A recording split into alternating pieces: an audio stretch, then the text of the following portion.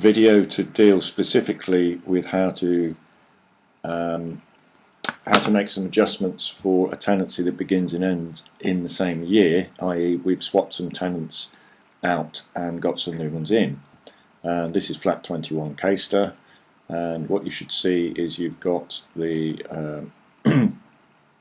the current or first tenants for 1415 are here as normal, and the new prospective tenants are in the group prospects section, so they can be added from there, and that's really all there is to it. This is Bowley, who looks like the rent schedule has been correctly already terminated on the 12th of Jan.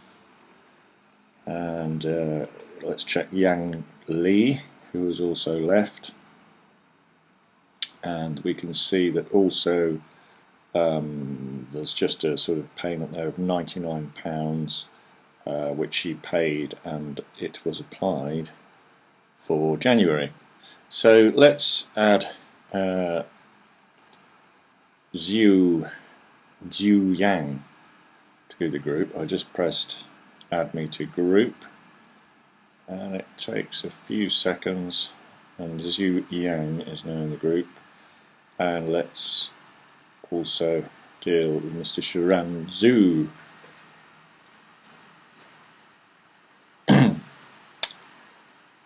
They are now in the group,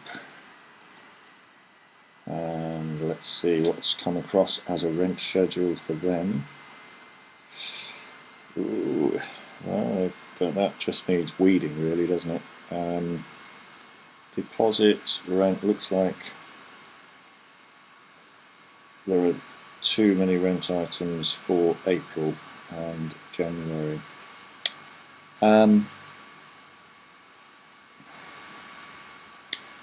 Also at this point I'm going to refresh UNAC receipts. The reason is that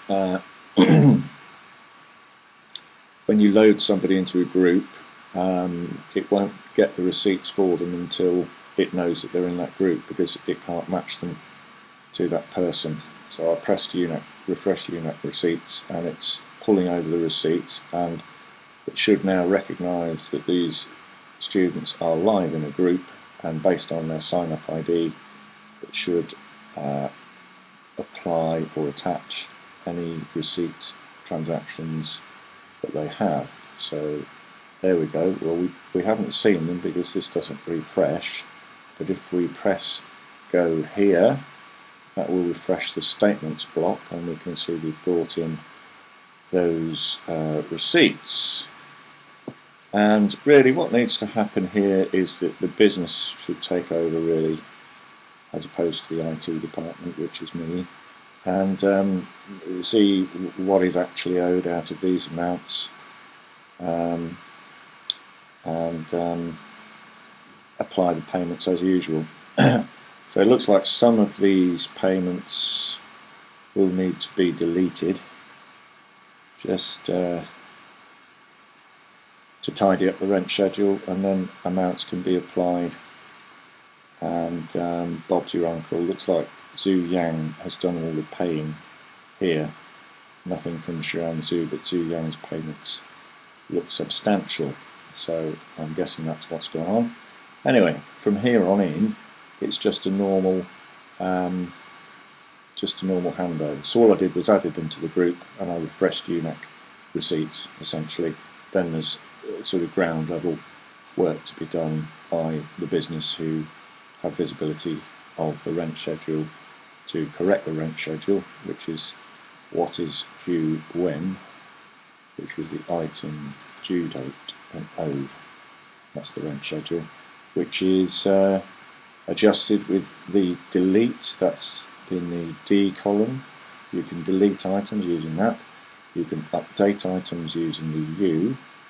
So if we wanted to update that rent item, we could press U, and you see that it appears here where we could make adjustments to it. Press update payment items and it will update. Or we could indeed add a payment item in the Add Payments Item section by pressing the plus, filling in the payment item, choosing the account, and pressing Add Payment Item, which would be enabled at that point. Okay, so I think that's about it.